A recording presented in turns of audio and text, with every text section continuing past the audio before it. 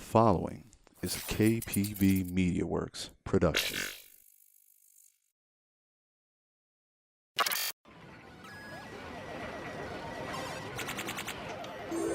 Choose your fighter.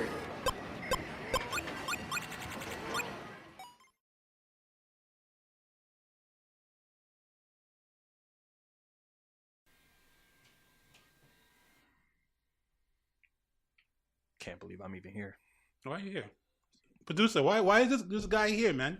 I mean, you didn't invite me. Can we just stop this right now? Can we just... Already? I'm done. I'm Short-lived episode.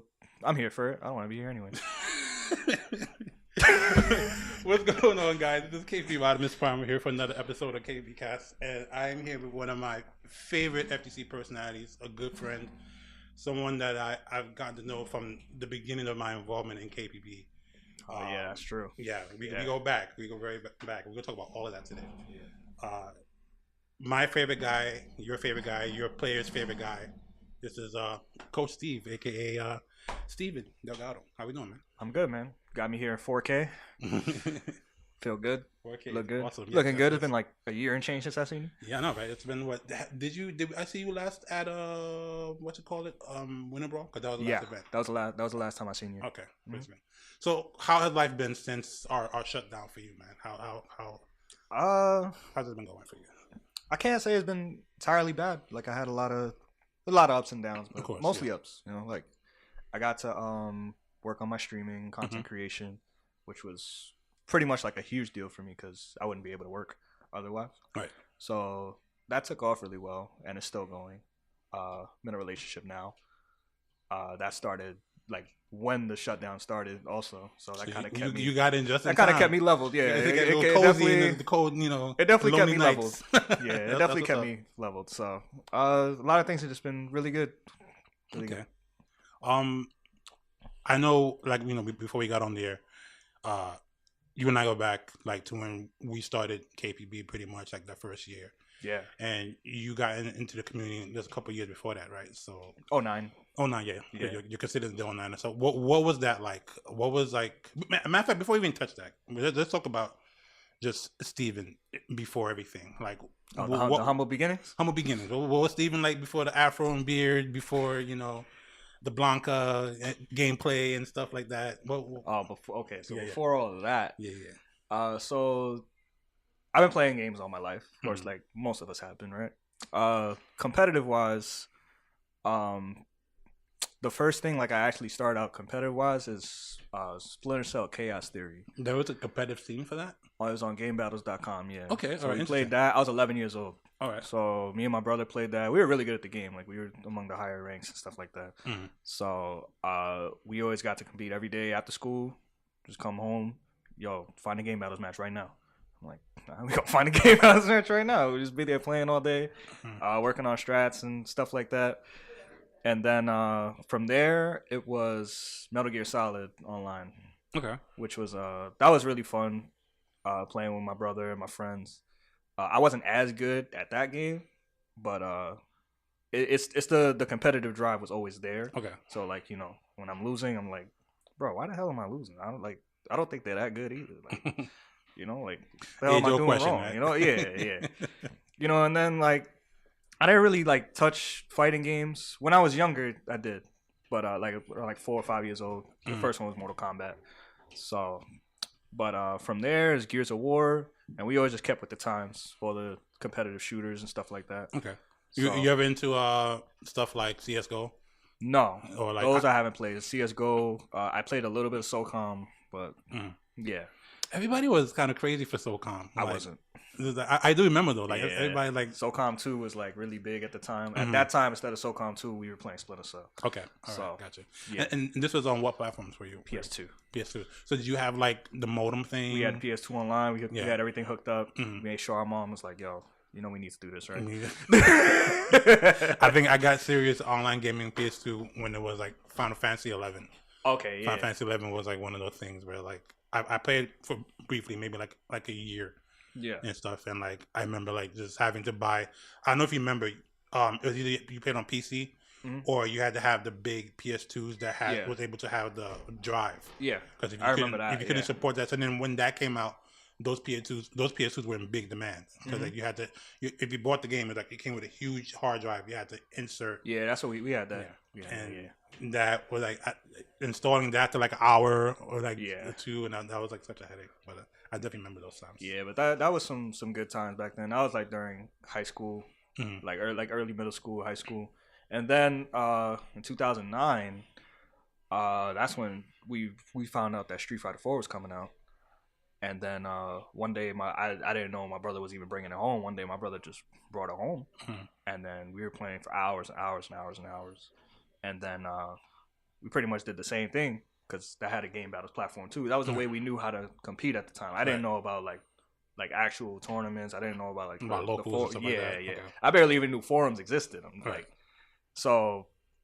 But I'm doing that, and after a while, I just start like steering ahead of like between me and my brother. And I kept going with it until eventually like I found out like there's an actual like scene per se, like just offline playing, going to tournaments. So my mom took me to my first tournament. It was offline because it was in White Plains actually. I forget the name of the store, but that was the first ever tournament I went to. It was kind of small. It was like 20 something. White Plains, New York. White Plains, New York. Okay. Right. Yeah. I can't remember what was around then, but it was, I forget the type of venue. I remember like it was in April. It was like the first time I ever like just competed offline. I was playing Blanca on pad, and my first opponent, his name was Grand Calc, and played Balrog. And I played the game for a while, so I know like, yo, this matchup really sucks, and this is my first match. Like, I ended up beating him, but like my controller was broken like at the same time. Like I don't know how I'm gonna win. I don't have another controller right now. Right. But then like I ended up just doing dumb Blanca shit and just kind of robbing the way. How far did you go in that tournament? I got to Winterside Grand Finals, but he met me back there. Oh, and ran it back. He beat me 4 straight. Oh. Like it was bad. Reset. Got reset. Got smoked in the reset. I tried every character that I knew to play. And then I went home with that salty ass second place, I was in that car. I was in that car so mad. Like they just saw me like, yo, I can't believe I let this happen. Oh man, you think if you had a working controller, it'd have been a better outcome? Or I don't know, because I know I was nervous too. Okay, all right. So like the outcome, maybe it wouldn't have changed, but that was the first taste I got of like, damn, I really got there, and then I got smoked. That was the first thing that happened to me in a tournament, in like an offline tournament. So. But after that, I started looking up more and more tournaments. So I started traveling through all the boroughs, Long Island, and I was always placing well. So I made some, like, it was nice money on the side because, like, I'm a kid. I don't need a lot of money right now. Anyway. Yeah, just make a pocket change. It was nice little pocket change. Never go hungry in the street, kind of thing. Yeah, I got to have money after school. I don't got to ask nobody for nothing. Right, yeah. Yeah, so that was always nice. I think now, I know we talked about your history between us, and like, was it that tournament, that clear wireless tournament where I first met you physically? Yes. Okay. That was the one with Native Impact? Yeah. Oh man, you know how salty you was in that tournament? I'm pretty sure that was the first time I met you. Yeah. It was either that or it was at your house. I think you came after. I think I came after. We had just started KPB like, I think less than a month before. Yeah. So you came to that, but the first time I actually met you in person was at that, because it was you, it was Jerron. Yeah. It was Native Impact, and it was 4 people, right? Lionheart. Yeah. Lionheart, yeah. Lionheart was there? Mm-hmm. Yeah. Okay. Yeah, we went together. Okay, yeah, all right. There's like 4 or 5 people, and we kind of ended up round robbing tournament. Yeah. So I believe you came in second, but yeah, I do remember your match with Native Impact. I was a salty ass kid, yo. I'm telling you, it's crazy. I did not like losing. I don't even like being close to losing. I think about how crazy that tournament was in terms of logistics, because I didn't want to do the tournament that day, because I told the guy, like, yo, this is Evo weekend, like. Yeah, this is the one tournament where like no one's doing anything FTC wise, that everybody's watching Evo. He insisted. Yeah, I'm like, okay, whatever. And then I guess it happens that I guess you guys didn't go to Evo. No, we didn't go to Evo. Yeah, and so you guys came through, which in its own, like, you guys were all entertaining, competitive fighting game. That event was really fun in your own right. Aside from it being hot in a tiny like, store, like it was pretty fun. And I just remember like, even though you had that you're salty, I always was reminded of your competitive spirit.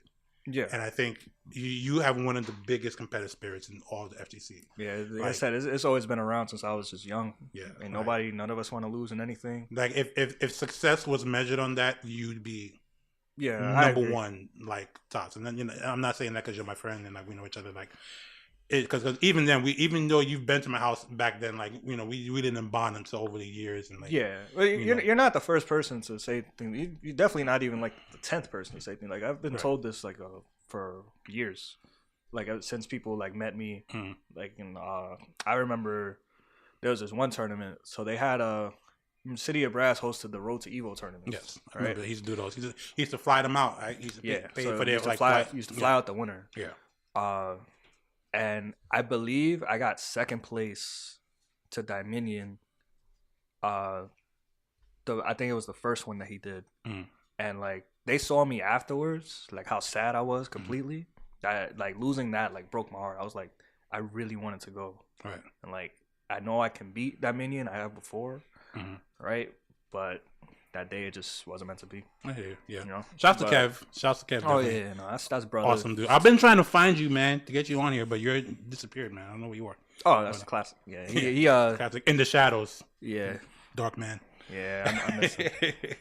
Yeah, I learned a lot from him though. Like he kind of mentored me over the years. So yes, him and Jerron especially. Awesome guy. I don't know if you knew about my history with them. We go back to the 90s, late 90s. We go back to, they used to be arcade on Cambridge called Neo Crash. Yeah, Kevin told me. Yeah. Kevin told me. We spoke a lot about a lot of things. Yeah. So. He ended up bringing that up in some.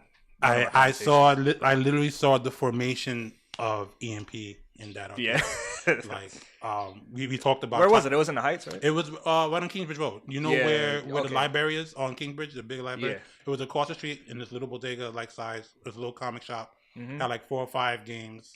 And I used to work there. I knew the guy for many years. That shop actually used to be on the other side of Kingsbridge, where you're going down that hill, that steep hill. So it used to be on the bottom of the hill, on like another bodega spot. And I know that is. Yeah. Okay. So, I met the likes of Jerron, Dominion, Sanford, Triforce, I got Triforce stories for days. Probably Yipes over there too. Yeah, Yipes probably. I had a falling out with the owner like in the beginning of like the century, like 2000. Yeah, and so I stopped going there. But I know people were coming in after that. Yeah, that have been a part of the community for sure. But I definitely recall like Triforce coming in. We used to have an issue with Triforce, right? Because we're in arcade, we're trying to make money, coming in and playing games, right? He used to literally come into the store and take players off the machine and say, "Come to my house and practice." And like that's like a arcade operator's nightmare. That's like how you coming in. You're not supposed to come into somebody's business. Yeah. And he used to do that to us for years. And like, the guy I worked with, he owned the place. Like he was livid every time he walked in. He got to the point he got banned. Like you can't come here. So he's actually to stop outside and wait outside and like have, potential players come to his house. Yeah. Little did we know that was the start of like maybe the Arc and like Empire and like. That sounds crazy. We know how that began. Yeah. So I always have that story that not many people in the community that are still around have. That's funny. Which I think is pretty interesting. But drag them out of an arcade in a store. That's the start of EMP. Nice. Official. I don't care. Trifle. Official, unofficial. Yep. You can deny it or quote me, but this is what happened. You know this how it happened. I will confront you if you want to. Anyway. But yeah, like, we touch on like how great of a competitor you are. And like, another story I have of you, I don't know if you remember, like one of the first, I think you came over to my place maybe twice back in the day. Yeah. And like the first time you came, I know if you remember, this is a blow up to John. So we had these 2 twins, Spencer and John on our team. Yeah. And I know you have to remember this, right? We had John was a Gen player. Yeah. And I remember. You I don't remember the whole story, but I remember one played Gen, the other they played like Bison. Yeah, I think I don't even think you played Blanca. Yeah. And you must have been like at least 25-0 on him at one point. And I don't know if you knew, but we were all crying in the background. Like, we could not stop laughing because I love John, but he's so fucking stubborn. Yeah. And, like, he swears that, like, people are bad. Yeah. And, so like, that happens. Like, one time I had an argument with him because Shen won Evo with Gen. Yeah. And he considered Gen a shitty Gen player. I'm like, then who are you? Like, where, like, are you serious right now? You know, you can't be that stubborn. But that's what we had to deal with, and it was that's like, how some people are, though. Yeah, it was so entertaining. I don't know if you knew. I mean, because you know, back then, especially when I was playing, like no matter where I was at, it's usually like some tunnel vision. Shit. Yeah. Like, you were focused. I'm only just playing, even if it's like super casual, some shit. But I think you should have said something to humble himself, like, cause he wasn't touching you, dude. I mean, I don't. For me, the score would do it, right? Like. I don't have to say anything. I know. I don't like. I didn't really care to. Yeah, right. I'm just like, you're getting fucked up. But then, like, especially when the matches are all the same, that means you're not learning anything. Right. Right. So I shouldn't have to tell you, but maybe back then I could have said a word. You could have said something.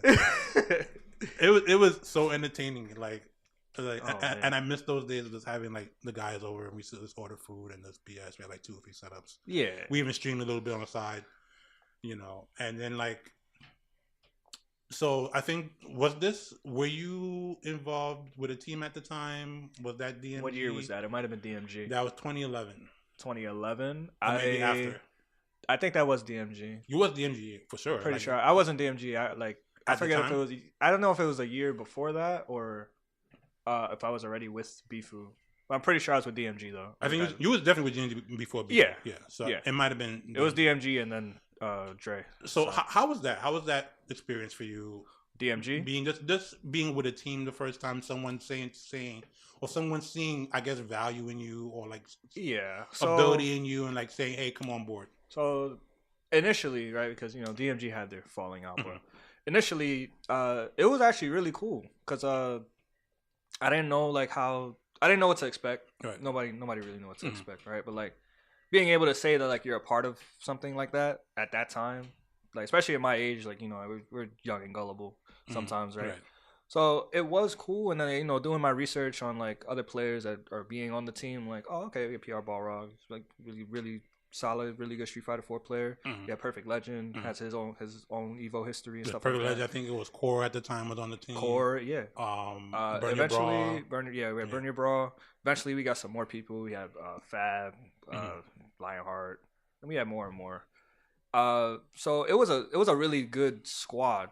It was just the person at the head was you know I do like scummy lions shit like that. Yeah. And eventually like you know everything just kind of fell out. Like he owes us so much shit. You know how many sticks I'm owed. I know like some people are owed a lot of money, and you know when that happens, you disappear off the face of the earth. How not to run a team 101. Yeah, it was bad. Like we all had to leave. I had so many times I was promised to go to this tournament, that tournament.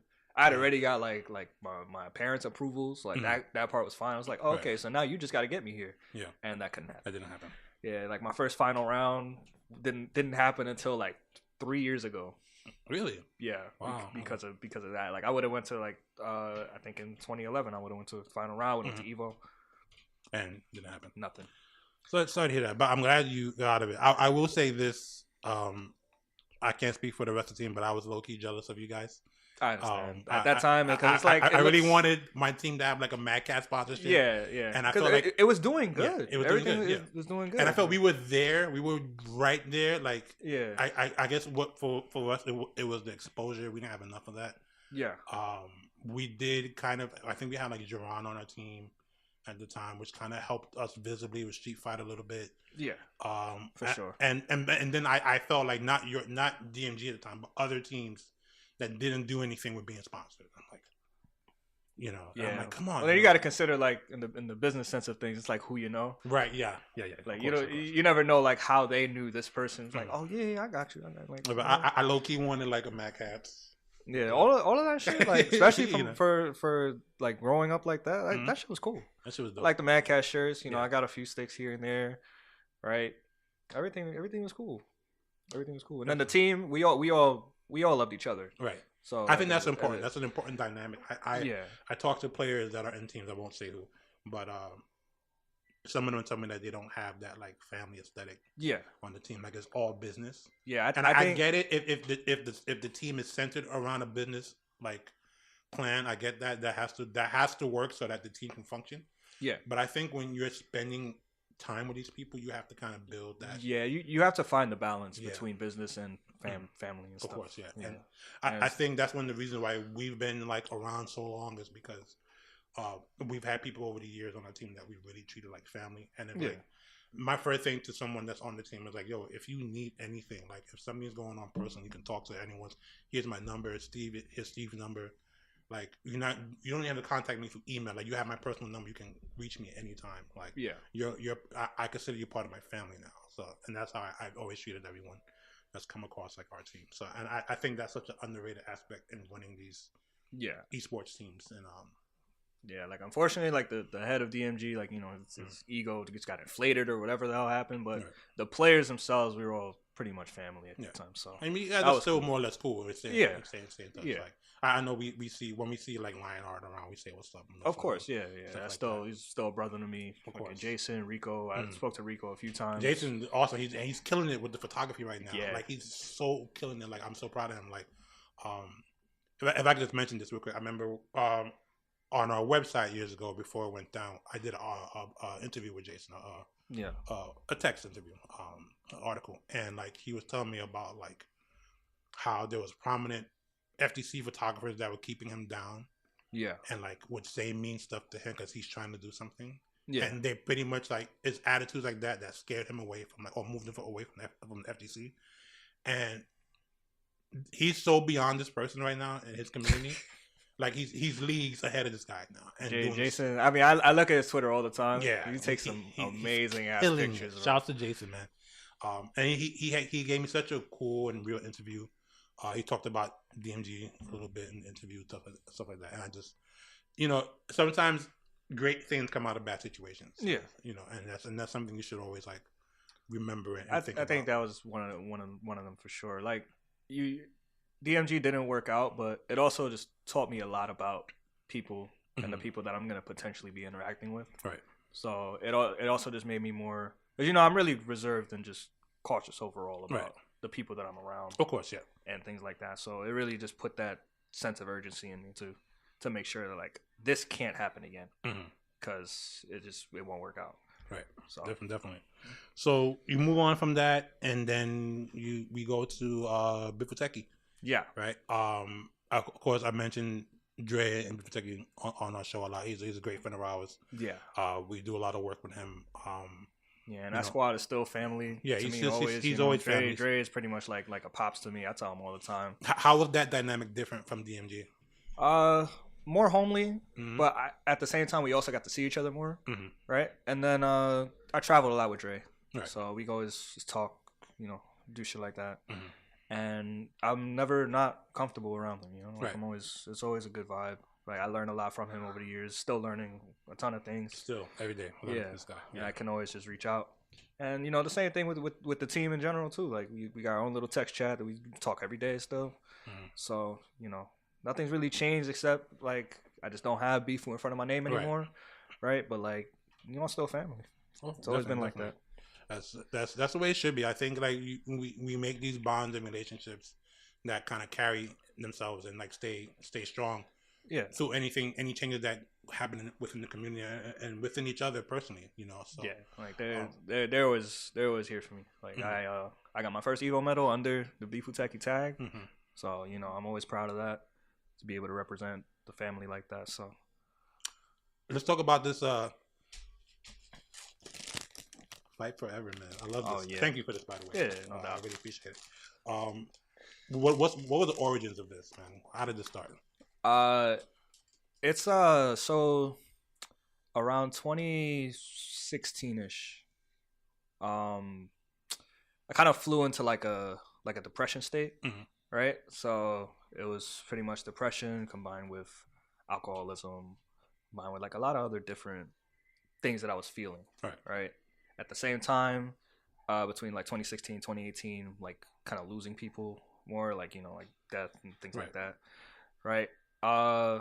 And then eventually it got to the point where I was like, I don't know, like, if I want to just like be around anymore. Like, I had all these like negative connotations and thoughts, and then I kept having to tell myself to just survive and just not give up on yourself. And eventually, I had lost like a really good friend of mine, and that took me to an even worse path. And then I had an artist that I asked him, because at the time we had Every Day We Fight, Right. Yes. right? We've been from 2013 onward, Right. right? And then eventually it kind of shifted to the Fight Forever kind of tag, or whatever you want to call it. Right. For me, it's just a way of life, but like whatever you want to call it, whatever it is to you. When I saw the logo, I started crying. Actually, when I saw the logo, I was like, this is something I didn't actually expect. Like, I didn't know what to expect how it came out. Right. Because, with that artist, name's Arts Uno, by the way. I am always grateful for you. I always tell him, like, because he done a lot of work for me, like, for Twitch and stuff like that. So I'm like, yo, with this, all I ask is just take your time. I don't have an idea in my head of what I want it to even look like, but just take your time. And then whenever it's ready, it's ready. And then when you showed it to me, I was in awe. Hit you. And it hit me Yeah. really hard. I'm like, you know what? Like, I really have no reason to be giving up on myself like this. Right. So it kind of brought me back up a That's lot. what's up. Yeah. And then that's pretty much like how that started with that. And then now, like the times now with COVID and whatever, I'm like, you know what? People are being complete head asses, not wearing masks and stuff like that. So I'm like, you know what? This will look really good on a mask. Yes. So let's do this and just spread something like really positive for people that are also going through everything that they and it's wonderful because I look at this and like, this doesn't have to be FTC related, like at all. It could be anyone going through a struggle. Yeah. Anyone that just needs that extra inspiration and extra push, and I think this is awesome. Like, Yeah, and it helped me get that push, to just get my drive back for everything that I had lost, and especially just want to keep on living. So I really appreciate it. I hope like people like, I definitely would buy this, and if you have other merchandise, for sure. Like, I don't at the moment, but there are things being worked on. I'm a hoodie guy, so you get that hoodie going. I wear it definitely. You get the summer discount sales. Yeah. He goes, terrible whole segue. Speaking of losing, how have you felt about your like tournament results? Because I felt like you've always been like the best guy to never win like the super big one, man. And like, I always rooting for you. I'm always as much as that sentence hurts me. It's the truth, though. Like, it used to eat me up a lot. Like, just always being that close, and then it just falls right out of my hands. It used to eat me up a lot. And it did contribute to being depressed too. Actually, let me tell you, when I say like, it's really rough. I root for you, and I wish I had told Steve about this. Steve, our producer, of course. There's a photo of me like just going like. And I know exactly where that's from. That was the ECT when you had the exhibition against Flux. Oh, and like yo, the whole city was like had your back. Like, that was a scary exhibition. Oh, tell me all about it, man. How did it come to be? And that was scary. Okay, yeah. So there are those people that you play games with, right? It's never gonna be personal. I hate everything about you as a player. You talked about this, yes. I hate everything about you as a player. I did not think Flux was good. Yeah. All this and that. We ended up having constant like back and forth. Yeah. So what started that was Civil War that year. Okay. Civil War 2014. I remember Civil War. Yeah. Okay. Yeah. So me and Flux played twice that tournament. We played in winners and in losers. Right. He beats me in winners. And then I take him out at 4th place. And then, I'm talking my shit, doing whatever. I'm like, all of that just to get 4th place. And then, whatever. We go on our way. Yeah. All right. And then I got 2nd that time too, of course. But it was only to Ray. But after that, people started seeing that like this is some real shit, and then eventually Elijah kind of reached out. I think he reached out to us individually about wanting to do this exhibition. Of course, we agreed. We're not gonna not gonna just deny this. Right. Yeah, settle it. All right. It comes time to play the exhibition. I'm feeling really like confident about how I've been playing in general, and then like I have my own strategy. Do whatever I had to do to like win. What was the team at the time? Was it? Were you? It was the Spencer same. Team? Nova Spencer Doom. Okay, yeah. And we're playing, right? And then like I'm noticing a pattern like in the score of how it's going. So he would always be up. Let's say like in increments of 5. Like the first 5 games, he'll be up 4-1, but then I'd come back to get the 5, right? And then this went again to score 10. Yeah. And then eventually I pull ahead, and on the last game, what was supposed to be the last game, it was 14-10, I think. I drop an easy ass Doom combo, right? Because I just miss a super input. Right. And then I lose that game, and then he starts coming back, and next thing I know it's 14-14. And I'm like, I really let this happen instead of just closing it out. So for me, in my head, that's what made me like kind of nervous, because like I've been here before, and the outcome that I see the majority of the time is not the one that I want to see right now. Right. Because after all this shit talk that we've been doing to each other, none of us want to lose. Right. So after that happened. I won the last game. Everybody it was crazy. It was a crazy set. It was crazy time. Yes, chance. Yeah. FTC Daniel Bryan, like, yes. It was crazy time. It was crazy time. I thought they were going to like destroy the stage. Everybody jumped on the stage. Yeah. Like, I got rushed. I got rushed, picked up. It was nice. It was scary. It was scary because like that was one exhibition. If I were to lose any, I did not want to lose that one. Right. Yes, I definitely hear that. Yeah. But that was a strong year for me actually. 2014 is probably still one of my better years. Me and Flux now, of course, we're great friends, brothers, But after that we just we still had like the rivalries going on, stuff like throughout that year. Is good because the important part of the rivalry is that you kept it in house, you kept it in the game, right? It wasn't like if I see you outside the bar, I'm gonna punch in your face. It's kind of times now are like really weird. So like back then, that was like one of the last few rivalries that like was organic. Everything else, like people trying to like force too much, right? And it doesn't make anything look like interesting at all. It's just you have two people that just don't like each other in this game, and they just want to fuck each other up, right? Like people want to see that. Definitely, yeah. You don't got to force it. It's supposed to just happen naturally. In my entire time in FTC, there's nothing more hype than Marvel 3 exhibitions. Like, Marvel 2 definitely cemented history in FTC and stuff like that. But I think exhibition-wise, for me, and I mentioned this before in other podcasts, there's nothing more hype than like a Marvel 3. Marvel 3 had some really strong exhibitions. And, like I mentioned before, I think had an episode with Gilbert, Punisher. Yeah. And I talked about how like the incoming is always like one of the hypest parts in the match, right? The incoming, like what are you gonna do? It's like, crazy. It's like, crazy. And it's like that would always like get me with like hype is the right word for a spectator. Yeah.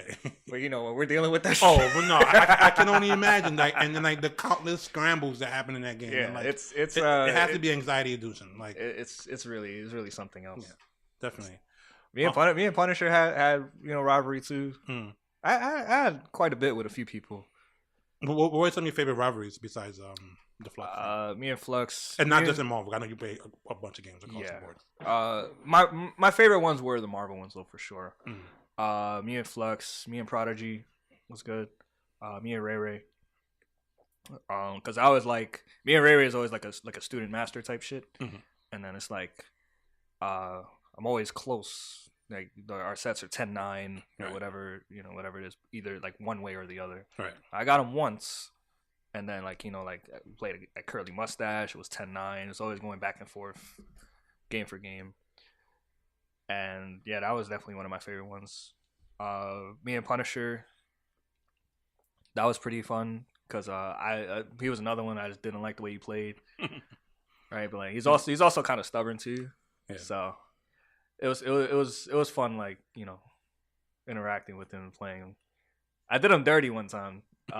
He knows this because we laugh about it now. Yeah. But it was at Defender North. I forget which year, but so right before that, I wasn't gonna enter Marvel because I was playing Injustice 2. This is when the Pro Series was going. So I was like, I'm just gonna only go for Injustice 2, right? And then I said, we were at the house and we were playing, and I don't know what it was. We were just talking mad shit. I don't know what happened, and then eventually I was like, yo, you know what? I'm gonna enter Defender North strictly to fuck you over and make sure you can't play on Sunday. So you know what I did? I was a late entry, right? So I don't get seated. Yeah. So I like, okay. So I have to map out my bracket to make sure I meet you in losers in a specific spot. So I met him at 9th place, like for top 8. Yeah.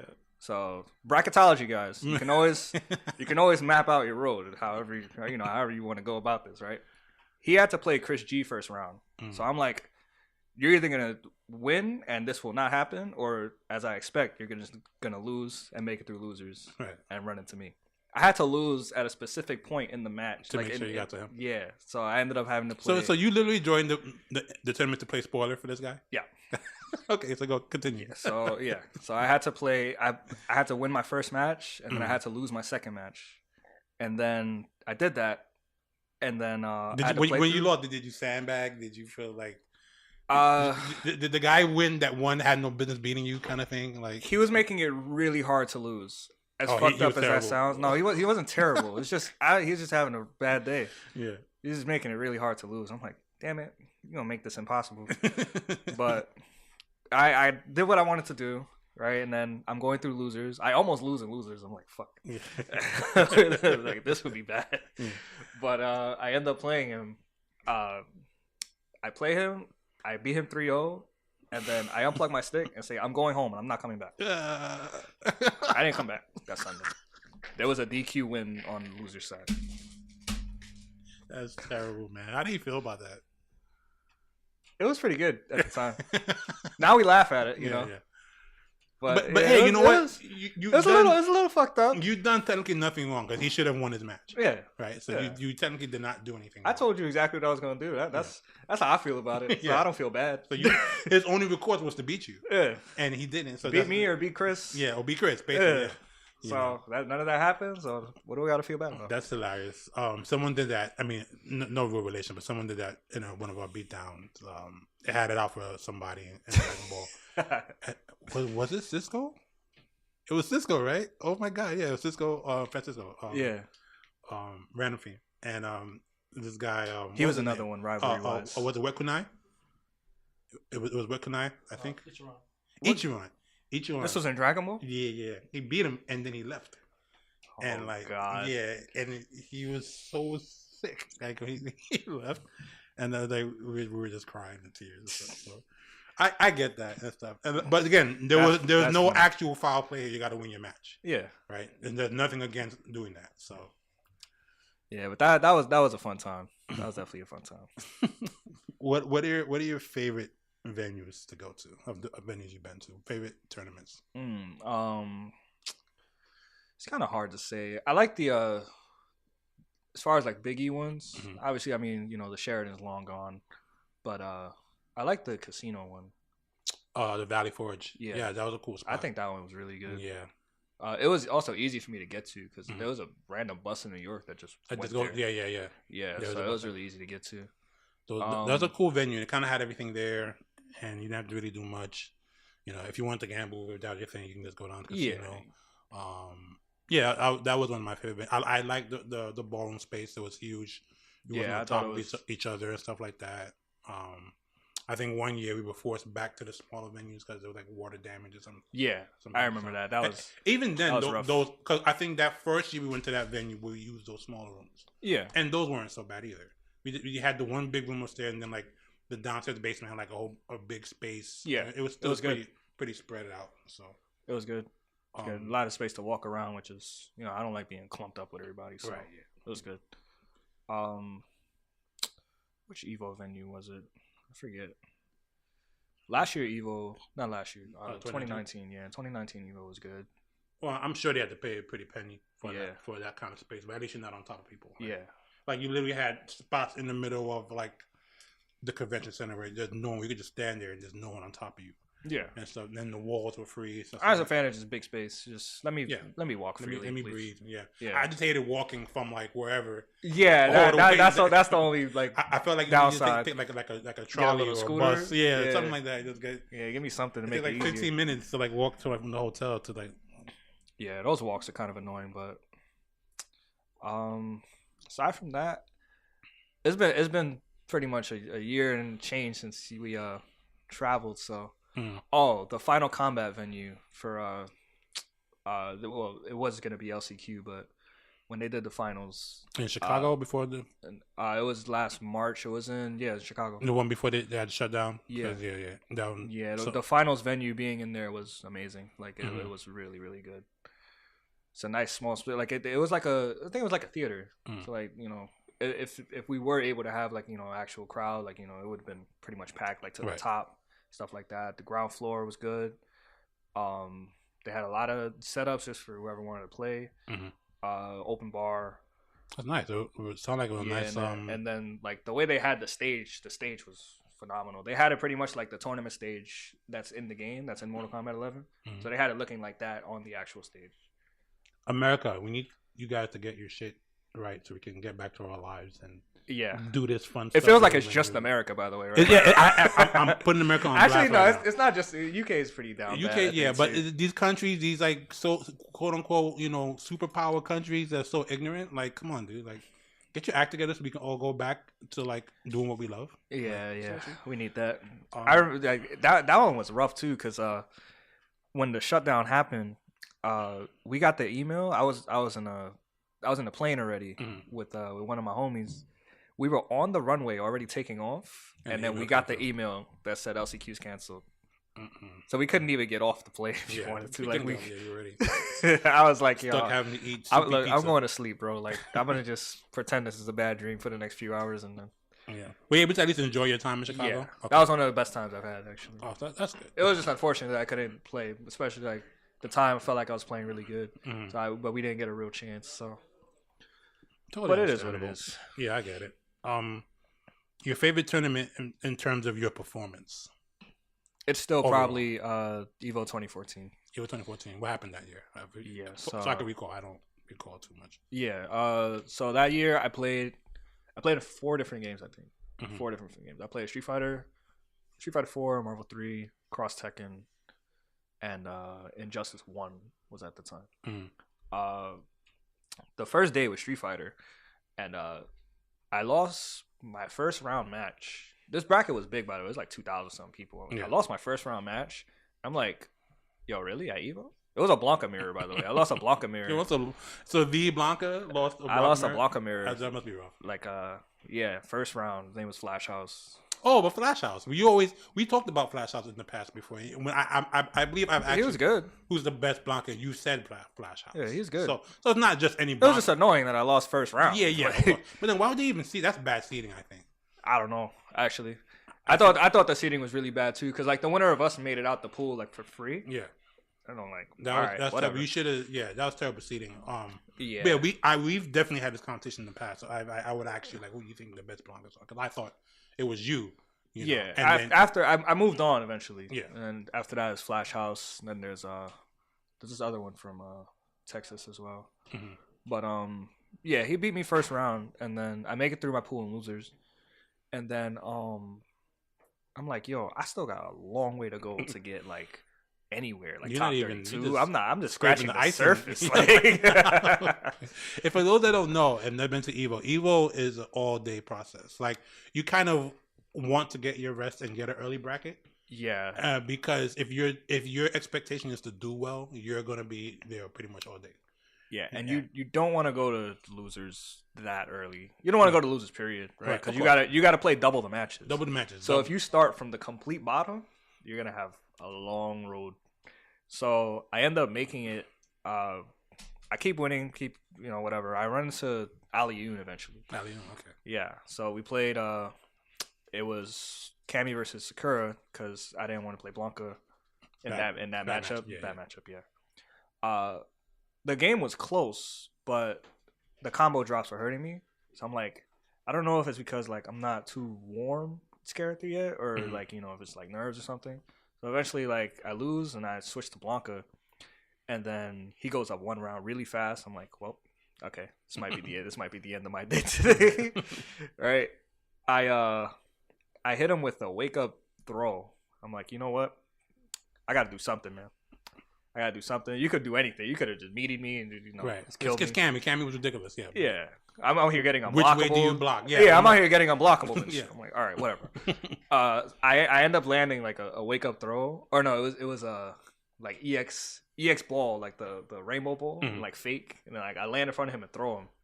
So then I do the ultra 50-50, but I close my eyes. You close your eyes. I close my eyes. I close my eyes because I'm like, yo, if this hits, then I'm back in the tournament. Yeah. But if I lose, I don't want to see it. Yeah, right. I don't want to see it. I won that round because I landed it. Yeah. And then after that, the next round, I beat the shit out of him. Oh, man. And then we're in the last game. And then we get to the last game, last round. And then I just hit him with some whole Blanca shit. And I was like, I'm still in this tournament, I guess. That must have been great because he's no slouch. He's one of the best. It was expected for me to lose. I know he was and he's good across a bunch of games. Yeah, for sure. For sure. He's definitely really, really good. I did not expect the match to go that way, but I'm glad it did. I won 2 more matches after that, I think, and then now I'm playing my qualifying match for top 32. I'm like, I really just made it all the way here. I don't know what the hell happened, but it's playing out of my mind, I guess. Yeah. Right, and then I play Eita from Japan. Mm-hmm. So we played Blanca Akuma, and he just completely outclassed me. I'm like, right. Damn, you're just that much better than me, I guess. So, but we had a good run. Had a good run. I think people, even if you're like someone who knows about like the fighting community and tournaments, Evo is another monster in itself because it's definitely upset city for your favorite player. It's upset city for your favorite player's favorite player. Yeah. And you can't, it's almost like trying to, I don't know if you're into sports, like trying to guess the March Madness bracket. Yeah. You never know what you're going to get with an Evo bracket. Right. Yeah. You never know what you're going to get. And like one of my favorite things about Evo was looking for the upsets. Yeah. Right. Or hearing that so-and-so didn't make it out. You'll find them. They're there. You'll find them. They happen in the first round, I can say that I've made it out of one pool ever in Evo. Yeah. Oh, a Samurai Showdown last year. We were into the game at the time. Yeah. So, I seen y'all playing it a lot. Yeah. And we Steve and I we did pretty well. I think he got out of his pool in winners actually, and I got out on losers. And I think I won like maybe 1 or 2 matches into it. I was like top 128 maybe. Like bravo. I don't know. But it's a thing. Like so between the endurance. That's the main thing. Evo is a huge endurance test. Endurance, nothing's guaranteed for anybody. I don't care how good you are. Yeah, I've been in tournaments where Daigo didn't even make it out of the pools. I mean, I know he had a rough time in the beginning of Street Fighter V with character. Yeah, but the thing is, like hearing something like that, it's just like what? Yeah, like who did he lose? Like who is that? Like who beat him? And there's some like random person, and it's like. It's wild. So, but that's part of the experience, right? Of like the FGC, like these big events that I think are so cool and stuff. And it really tests you mentally. Like, mental fatigue is a thing in these tournaments. Like you're playing all day. I think especially on like a Saturday. Saturdays, so I'm gonna get into Saturday too. If you have high expectations for yourself as a competitive player. I think Saturday is the worst day to play. Depending on how you feel. I think it varies per person. Yeah, I'm a momentum guy. Yeah. I've played games on one day and was hot, and the next day I was cold, and I just was like that happens. So there are times where I feel like if I have momentum, I want the tournament to end now because I'm running through everybody. That's also it helps playing multiple games there too because I stay hot all the time. I stay hot. Like if I have like 2 games a day, like it's draining. But like during the time, like I'm already like maxed out on adrenaline or something like that. Then once I'm done, I'll probably just fall out like dead somewhere. Oh yeah, we've seen that plenty of times. You've been a couple body pages here and there, and stuff like that. We've seen that. I just fall out like tired. But are you a logistical nightmare for TOs? Like the Chris G's or like the Vicky Vipers? Shout out to Vicky. I didn't want to that play like 10 games in the tournament, and it's like they got to figure out how to run the tournament around them. Yeah, so I mean, I've definitely I've entered like a lot of games, but I always like coordinate with TOs at least. Like, hey, I just need you to know I'm doing this, and this. Because you guys know, like, please don't hate. You're me. a nightmare to these guys. Yeah, like, I know. You know, because then we like make it far, and then like it gets worse the further we make it. Yeah, right. When you like make it far in 6 games. Yeah, and then we got to juggle, the Sonic Foxes, and to play like 2 big games at once. And like, where's Chris G? Like, oh, he's in KOF 14 Grand Finals. Yeah. Like, but he's in finals for MK he needs too. He needs to play finals in Dragon Ball. He right needs to play. Yeah, right. Yeah, I've definitely I've smoked a few tournaments where like I hate being the reason why something runs late. Right. But like one of the reasons. Yeah, but like I know that like I had a hand in this and I'm sorry. No foul. It's just competitive nature. That's what he's about. So. But yeah, like so 2014, that was Friday. That was my Friday, was just Street Fighter 4. Saturday was Marvel.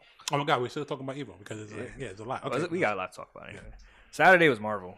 And we've been training a lot. I went to a lot of tournaments for Marvel and just doing really well.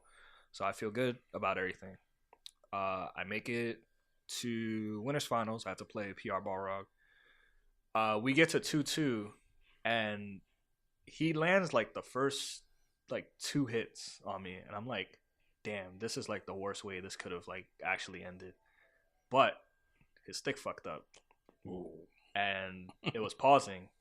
And I took it. You took the one because I'm at Evo. Yeah, of course. There's nothing wrong with it. Like, he was upset like at a stick because he also was like, yo, just take it, and like we moved on. Yeah. Right, but it's like I wanted to see how the match would have ended. Mm-hmm. I'm pretty sure that entire run could have been very different. Right.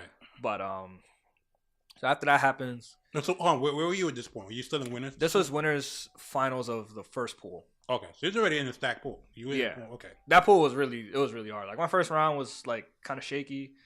Then PR Balrog had Takumi on his side. Takumi's from Japan, a Phoenix player from Japan. I remember, I remember Takumi. Yeah, so it was us, like pretty much us 3 for the pool. Like who would have made it out between us 3? PR Balrog beat Takumi, and then we played. So after I played him, I played, I think it was,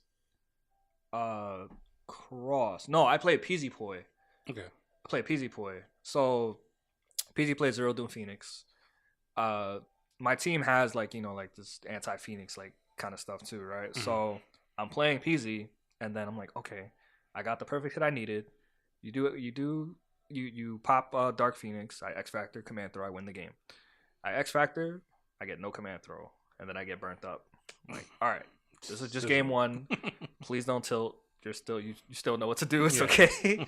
Right? I end up winning the next 3. So after him, I play Cross from Japan too, and he played what was it? Some weird shit. I forget the team at the time. I think it was Zero Strange Dante.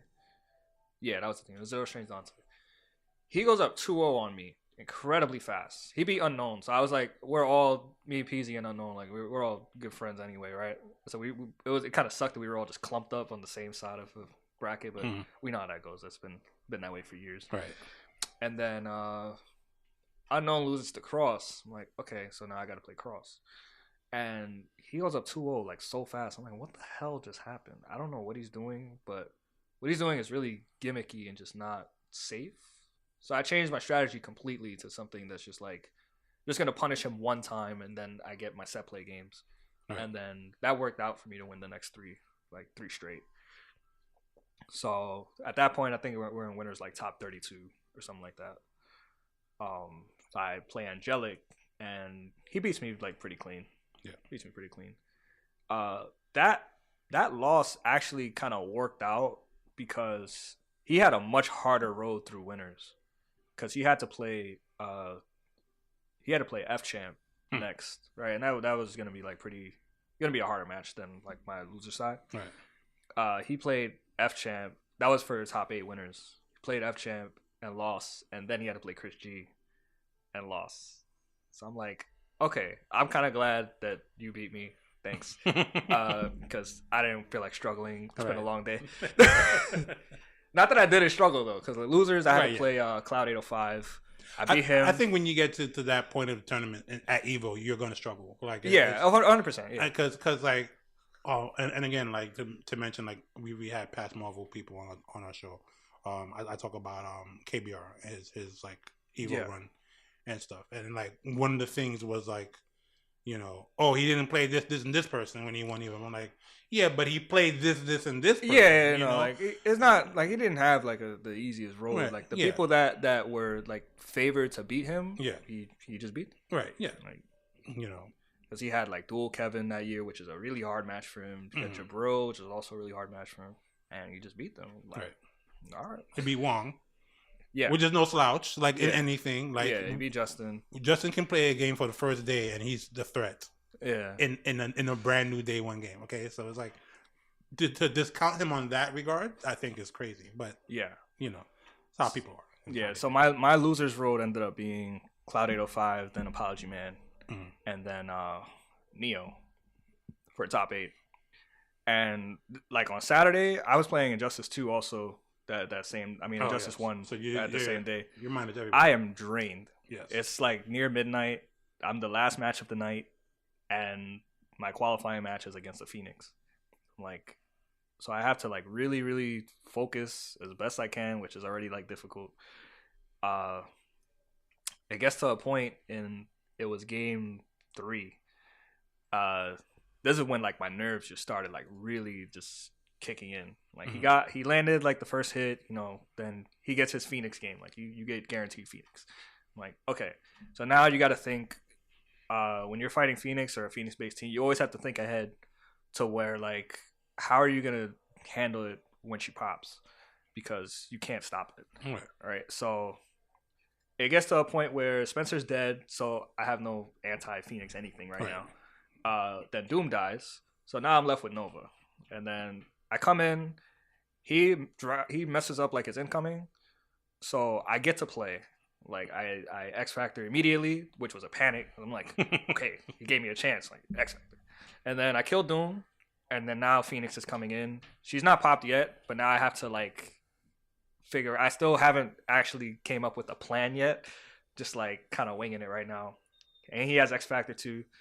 I land the hit, and I see like I have so much meter. I'm like, you know what? I'm just gonna speed tackle all over the place, and then just try and either run it out, or if I get a random hit, then I win. So she pops, I speed tackle immediately. Like I'm terrified. Like this on the Evo stage is like, I'm terrified completely, because I'm not. The plan was to use them like a little more like separate. I just kept over and over and over again. I'm like, right. Fuck. I think I actually just shot myself in the foot by doing this. Eventually, none of us have X Factor anymore. So now it's just like, I have to just wait. I'm still winning. And I just trust my defense. And then I get the time over win after like waiting her out for like, it felt like an eternity, but it was like 40 Marvel seconds. That's a lot. That's a lot of time. 40 Marvel seconds. So Marvel seconds are 2 like real life seconds. Yeah. So that was like a whole last minute and change. I'm like, I don't know what possessed me to do this. I'm like, all right, cool. It's over. Let's focus on the next game. And then the next game comes. He lands another Doom Infinite, but he drops his incoming again and gives me a chance to play. But now Spencer's alive. So now everything is just kind of working out for me. And then it came to the point where like, okay, I have this tech that I'll kill her if like I land the right hit. And then the first thing that pops up in my head is like, you fucked this up earlier today. Like, it's just so fucking negative. Like, the most negative thing I could think of, like, you fucked this up earlier today. Like, please don't do it again. Because you're going to lose if you do now this time. So, we landed grab. And then that was that was my first Evo. So, that was my first top 8. First top 8 at Evo was my first one. So, that was quite a rush. Like, I didn't know what to expect. Mind you, I got flown out there through donation drive. I was at Yipes' house, and we were playing, but we were raising up money for me to get flown out to Evo. So that happened in that day, and then I bought the stuff to just do what I got to do. What's up? Yeah, like that. That was quite the experience, and then being on the top 8 stage is it's unforgettable. It was definitely unforgettable. Getting the crown Yeah. The metal. Like, you see those beams? Are you the one biting the metal and... No. No, that's not me. The champagne. Like, yeah, buddy. Like, everybody's like, what's wrong with this guy? Like, No, it was, and then like I shared a stage with Ray Ray. Like Ray Ray's one took me out, but it was good. It was a good experience. What did you miss most about being at events? I know we're all going through this state, and I ask all my guests this because it affects. There's not one person on this planet that's hadn't affected. What do you miss? I miss being around people. I miss the rush of, you know, there's this particular energy that's just not with you at home. Like, you just being around people, around like, you know, like big events, stuff like that. Like, everything is just different now. Sitting at home is just not. It's not the same. Not the same at all. There have been, like, you know, like we've been doing like these online events. There were very few events that have like even remotely tried to like recreate this feeling. And first of all, those are Marvel events, but it's been really difficult otherwise. Like, we had Twitch rivals for Marvel, right, which like the way everybody was involved in it, it made it feel like, you know, like a pseudo offline experience, right. And then just yesterday, what I was telling you with the Urban Gauntlet that Ray Ray hosted, very similar feeling. A lot of money on the line. A lot of everybody's passionate about playing, right. And then it was amazing, just feeling that kind of energy, because I didn't think I'd be able to feel that like for another year or two maybe, right. You know, so that was good. But just being in person, there's nothing like it anyway. So nothing like it at all. Yeah, seeing everybody, seeing all the salt fly and shit. Everybody's like trying their heart out, and just being around, like, you know, family, friends. Well, there's a big difference between wanting to be at home and having to be at home. Yeah, you know, even now, like, we're not back yet, of course, and there's like most times I do find myself at home unless I have to do something. Yeah. I'm fortunate to be able to work from home. Yeah. And stuff like that. And it's you know, it puts a damp on things sometimes, but yeah, the times definitely changed. Like, I'm streaming more, like taking up content creation, like, you know, to the next level. Because what else am I gonna do? Right. Can't compete. Yeah, you know, you're doing the online tournaments. Yeah, you know, yeah. Because at the end of the day, it's content. You know, maybe I can feel something. Right. But you know, like, inside, it's, you know, yeah, like, you know, a tiny rush that goes away in like 2 seconds, and then, but it's been like, you make it work. You know, like I've been able to build a Twitch base, a YouTube base. So you still got to work with what you have. I don't like sitting on my ass. So you got to do something for sure. Yeah. I think that's why we do this podcast, right? We just want to, you know, just, you know, focus on individuals in the community, you know, big or small, you know, and just like share their stories with everybody, because we're all we're mostly seen as these FGC entities and personalities, but, you know, we all have a different story to tell, you know. Yeah. That being said, this is something I've always wanted to ask you personally. Why the change from Insane to Coach Steve? Like, is that like, is Coach Steve an alter ego, or is Insane an alter ego? You may have alluded to that at one time, I think. Yeah, it's, personally, but like, what? Why? Yeah, because for those that don't know, like, he started in the community as Insane, and so like, what was the transition, or why was the transition from Insane to Coach Steve? How did that happen? A little split personality kind of thing, okay. But it also just, Coach Steve kind of just like stuck with me more, but in the sense of like, I'm always willing to help anybody through whatever it is that they might be doing, right? Whether it just be, you know, FGC related and things like that. It did start off as like a joke, like the name Coach Steve, you know, come to a tournament, you know, with a whistle in hand, like I'm a little clipboard. My clipboard had like actual like notes though of like players, players and like matchups and stuff like that. So it wasn't like, you know, it was just how I chose to present it, basically, right? But eventually, it just like, it kind of just stuck with me. Like, Insane was like when I was, you know, younger, crazier, a little immature. Insane. That's not necessarily immature, but crazier. Crazier, okay. Yeah, you know. I've seen. There's still those moments. Yeah, like, you channel that. You say like, there's still those moments. You've definitely told me in the past, like, I'm entering the tournament as Insane. Like, I'm Insane this weekend, You know, and I guess that's maybe your different approach to like your matches. Mentality's different. Mentality's different. Yeah. Okay.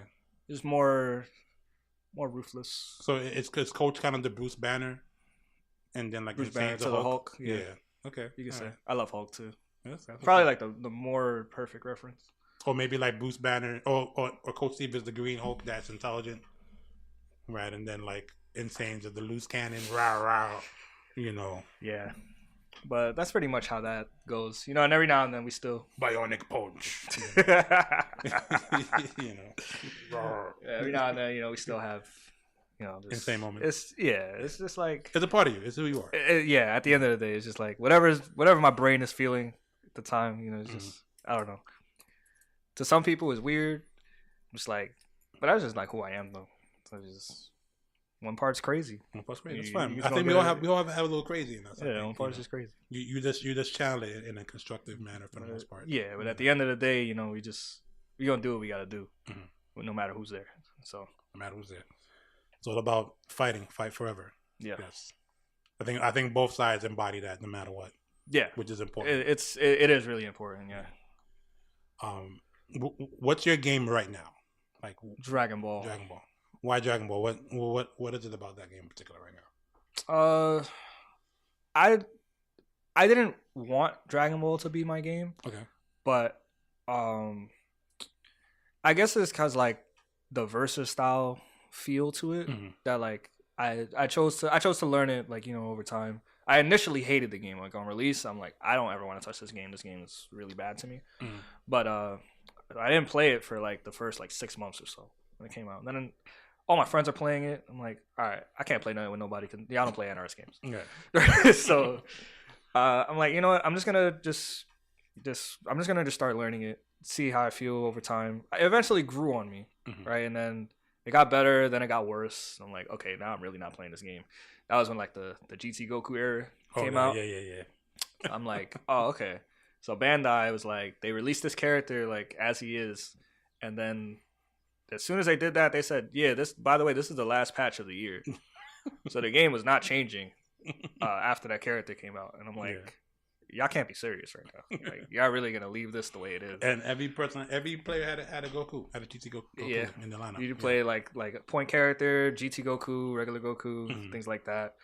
But that ruined the game for me a bit. And then once they like kind of fixed it up, I started playing more again. And then like I was always like just like around. I was always like around like watching people play and everything like that. But now like I have a team that I like really enjoy. That's good. So I'm playing Bardock, Jiren, and Broly. So the team is good. And I'm enjoying like just, you know, every time I play that team. Pretty much only though. Like anytime I'm really playing my team, I have a lot of fun. And that's majority of my content creation base too.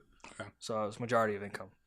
Like how your content creation? How is that like? Has that been fun for you? Like to make content? It got fun over time. Like when I first started last March, I'm like, I don't know if I can really keep up with this because I'm not actually enjoying it. But then like at the same time, it's like we're going from being active, like always going outside, going to tournaments or somebody else's to play, and then now you're just home. Right. So that part, I'm just like, I don't know if I could really do this. Eventually, I kind of just sucked it up. It's like, I kind of have to.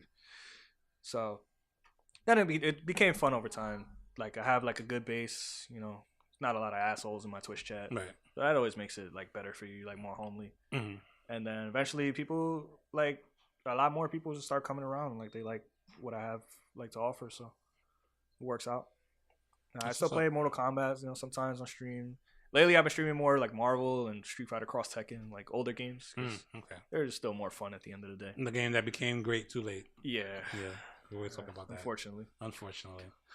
How do you feel with the moniker Coach Steve and like new players that are coming into the community? Have you been able to like interact with newer players and like? It's been overall like positive, I'd say. Yeah. Are they like attached to you because of your name or because of where you've been? Do they know who you are and like? I don't know. I wouldn't say they're attached to me. Like they know who I am. Yeah. Right. And then or like respect you, or like they know that Coach Steve isn't just a gimmick, but like the way you. Yeah, it's the way you carry yourself. Yeah. I would definitely say like it's been one of the more positive influences. So that makes me happy. Like when people reach out and like say their respects or like any nice things. So, but yeah, I'm glad the direction that I took with all of this, because it keeps me stable, like mentally it's been in a much better spot. Definitely. Right? And then like I'm always still able to help others through their own. What do you see yourself doing in the next year or two, like outside of this gaming in general? Like what are your like, it's tough to say, ambitions for the future? Yeah, it's tough to say. Like ever since I graduated college, it's been like kind of in a loss, right? But like the gaming helped, and then COVID helped, like just kind of shut down everything like I enjoyed doing the most. Right.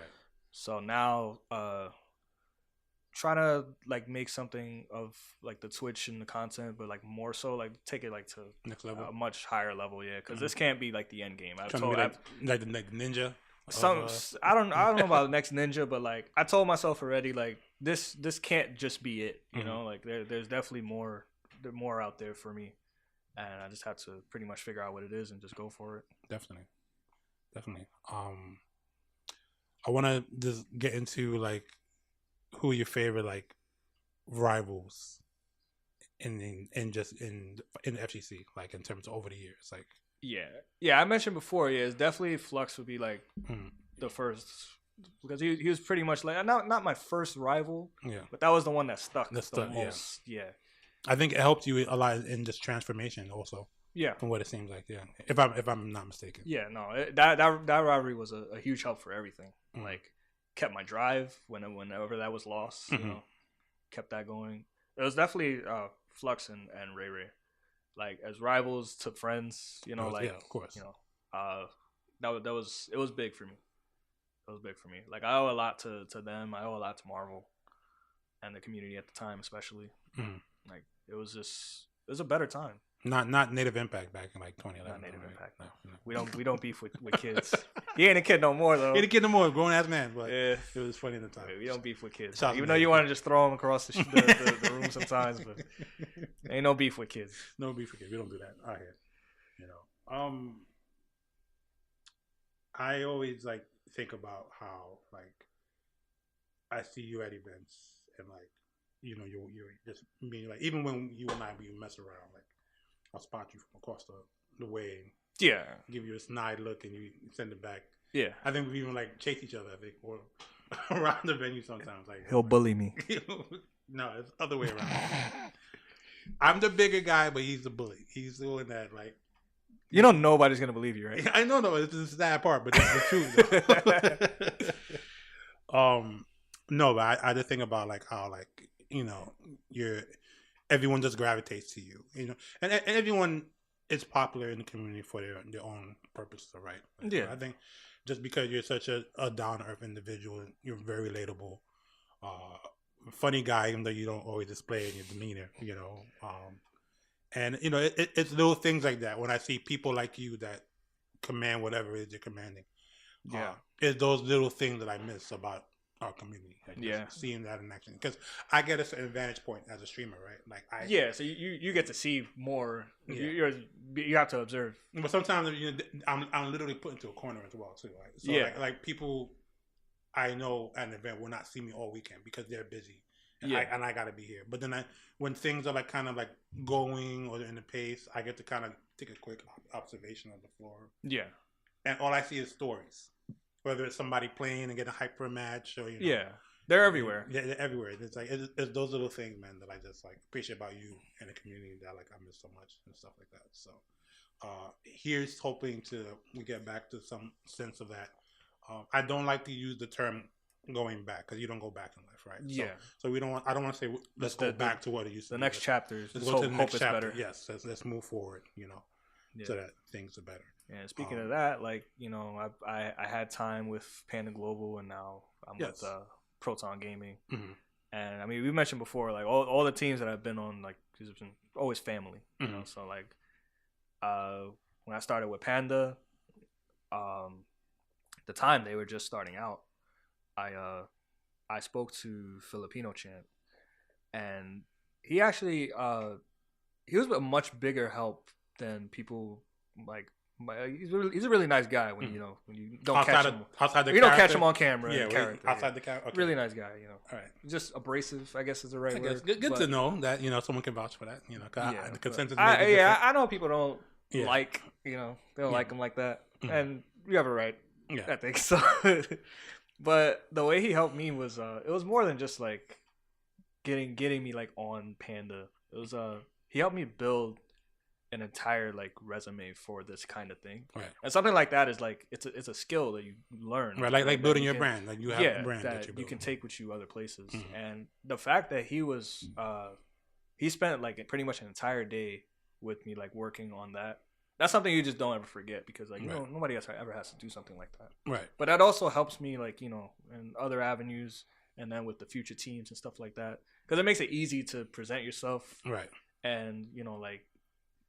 Yeah, just send out emails. You don't gotta be like nervous about anything. Like, yo, this is what I'm about, and then we'll see what happens from there. Right.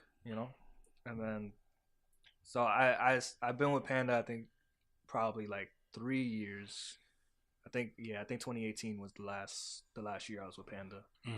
So but the time I had there was really good, really helpful. Like it's led by a doctor and then a person that's in business. Right. So like those two working together, which needed. Like you have that, like we talked about earlier. Like you have that, like you gotta have that foundation of like someone that can perform the business aspect. Yeah. What's the word I'm looking for? Correctly, like performing that. Yeah, there's a balance between family and business there, and it was always there from day one. That's good. And to see how much they're all the way up there right now. It seems so. It was good to see. Always, definitely. Yeah, good to be a part of that. I know we got things to do, so I won't keep you here too much longer. Yeah. But I just want to know like any shout outs you have for like people in the community that you really adore from like day one. Yeah. So shout outs to pretty much my mentors that taught me, Jerron Grayson, Dominion, Ray, everybody that I play Marvel with, still to this day, we all still play, talk to this day. Right. Flux, Unknown, the Bifu family, Proton Gaming. Now they've been taking care of me pretty much for like since the pandemic started. Awesome, yes. And before that too. So shout out to Proton Gaming.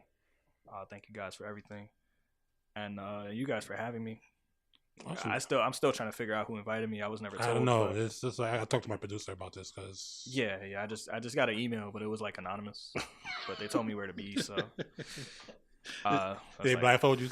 Yeah, I didn't know you were gonna be here, so that would have probably changed my mind. But it's nice catching up, though. Always a pleasure. Before you go, I want to just remind everyone that's watching.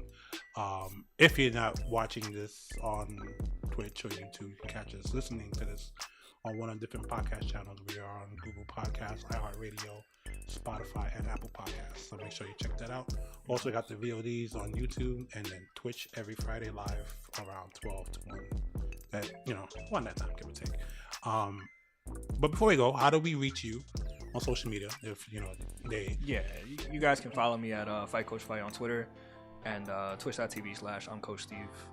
Those are pretty much the only two. I don't use like Instagram or Facebook. You don't use like Carrier Pigeon and stuff like that. No, just a phone maybe. But no, we don't do that. We don't have a phone. I don't even use my phone. Right. It'll probably just be on a string. OnlyFans coming soon. Steve, thank you so much, man, for your time. No problem, man. And it's always a pleasure. I miss you. I love you. I love you too, bro. I appreciate y'all having me. Definitely, man. I look forward to seeing you soon, whether that event or just whenever. At this point. Yeah, whatever. Thank you guys for listening and watching, and I appreciate you. This is Rodimus Prime from KPB. We will see you next time on KPB.